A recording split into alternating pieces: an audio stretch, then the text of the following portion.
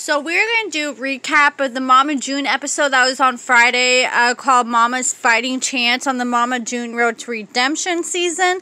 So June and Gino got the call at the end of last episode from the lawyers saying they had to be at court the next morning in Alabama. And Gino and June were freaking out because June is looking at 2 years and Gino's looking at 10 years. And they say the lawyer doesn't even know what's going to happen at the court date. And not only that, the court date was 11.5 hours away from where they're staying in Florida. So they had to pack up real quick, and left 15 minutes later to get on the road to head to Alabama so they can be there in time for court the next morning. And so they ended up getting a continuance until March. And June decided she wants to go try to find the kids since they're in Alabama, and where the kids are, it's only a couple hours away. So she went to her sister's Dodo's house, and we're going to get more into that in a minute. But then we had Sugar Bear, and he went out to eat with Jennifer and June's sister-in-law Janice at this burger place. And so Mike, aka Sugar Bear, he orders a milkshake, a funnel cake, and a cheeseburger. And he's a diabetic, and he was sent to the emergency room a few months ago and spent a week in the hospital because he was in a diabetic coma for 5 days. And Jennifer's going off on Sugar Bear, saying he's going to end up killing himself. And Sugar Bear kept sweating and sweating, and they're asking him if he was okay. And then suddenly he got up and said he had to go to the restroom.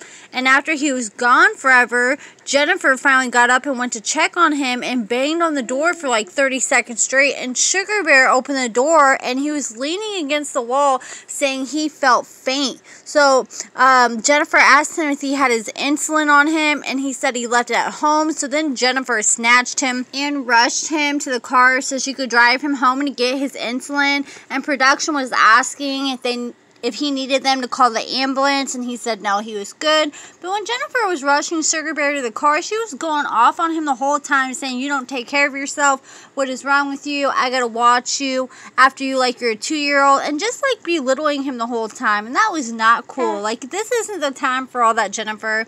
And he's probably not even gonna remember most of the things she was even saying to him right now if it really is about his insulin.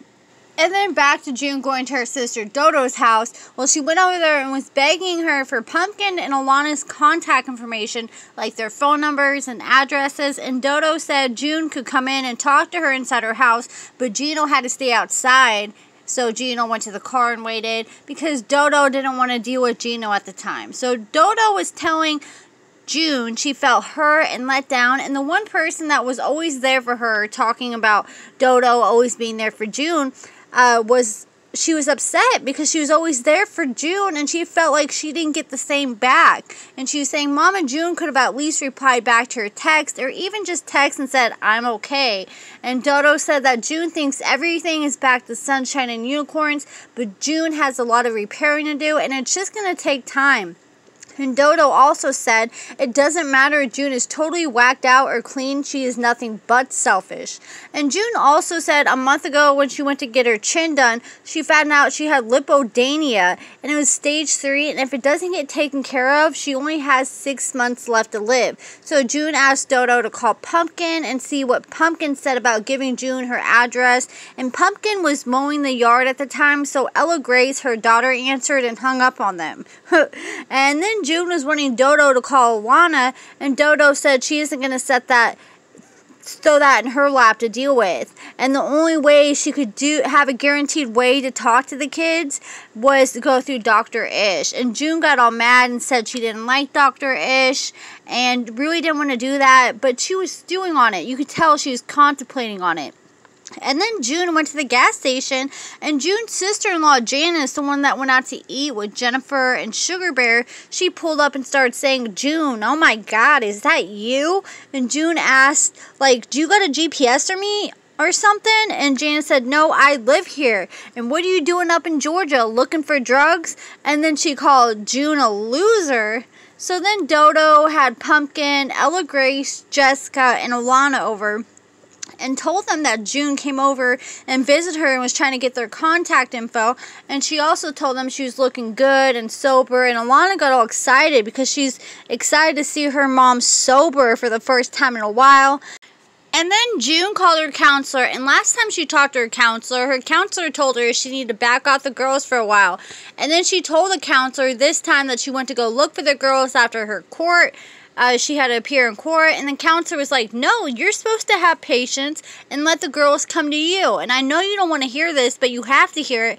And then June told the counselor that Dodo wants June to call Dr. Ish so she can get back in contact with her kids. And her counselor encouraged June to do that and said, what's the harm in trying to get Dr. Ish, because worst case scenario, it don't work out, but it's already not working out anyway. So then June talked to Gino. Gino kind of talked some sense into June and told her to suck up her pride and call Dr. Ish, and what's the worst that can happen. So June finally went for it and called Dr. Ish, and the first thing she said to him, she kind of came at him sideways and said, hey, I'm calling you to see what the hell you've been telling my girls. And Dr. Ish said he isn't telling them anything. He just told them what decisions were good for them based on June's decisions, and if they haven't reached out to June, then that's on them, not him.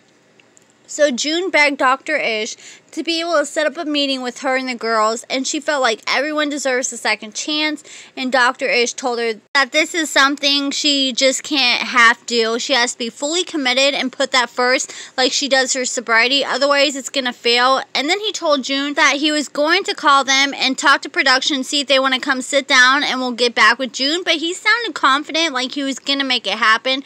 And June has said on social media recently that there will be a sit down with Alana and a one-on-one in one of the next few episodes, so I am looking forward to that and seeing how that goes.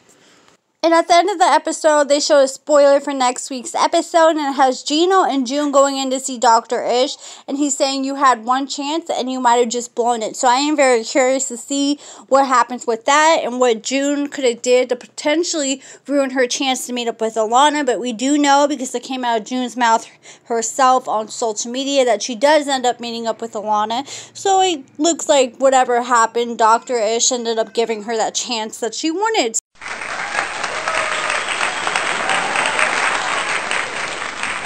Hey, this is Shane from WETV's Love After Lockup and Life After Lockup. Make sure you hit like and subscribe to the #1 YouTube channel, according to Amber, where she covers all the hottest reality TV tea.